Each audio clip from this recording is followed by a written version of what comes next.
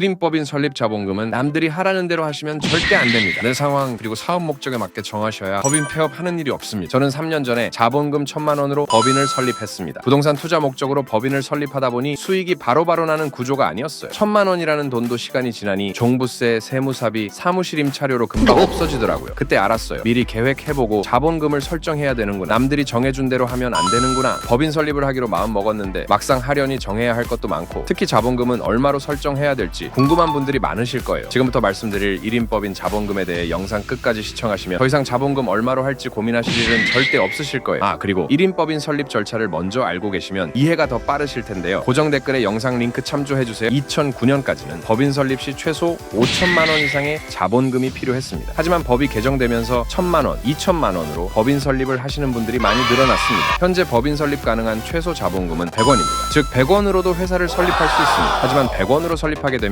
사업하려는 의도가 없는 것으로 세무서의 의심을 받아 사업자 등록이 사실상 힘들게 됩니다. 그래서 최소한 자본금은 100만 원 이상으로 설립을 하시는 게 좋습니다. 하지만 무엇보다 자본금 정하는데 가장 중요한 것은 최소 향후 2-3년 동안 내 법인으로 쓸 돈이 얼마나 되는지를 계산해보는 일입니다. 부동산 1인법인의 경우 대부분 1,000만 원에서 2천만 원 사이로 자본금을 설정합니다. 가령 아파트 한 채를 법인 명의로 투자했다고 해보겠습니다. 1년에 나가는 돈은 세무사비, 사무실 임차료, 취득세, 종부세, 재산세 등이 있습니다. 그리고 임장시 주유비, 식비 등 사용 경비도 있겠지요. 이를 미리 대략적으로 계산해보는 겁니다. 1년 동안 매월 나가는 돈은 세무사비 월 15만 원, 비상주사무실 월 5만 원, 종부세 150만 원, 재산세 10만 원, 그리고 일시적으로 나가는 돈은 취득세 120만 원입니다. 경비 처리할 비용은 집 수리비, 주유비, 식비 등 100만 원 정도로 계산해보겠습니다. 그럼 공시지가 1억 이하 아파트를 투자했을 때 1년에 드는 비용은 취득세를 제외하고 500만 원 정도입니다. 자본금을 1,000만 원으로 하면 2년 정도면 소진되어 자본 잠식 상태가 됩니다. 미리 계산해보고 자본금을 설정한다면 최악의 상황을 피할 수 있겠죠? 향후 쓰일 돈을 계산해서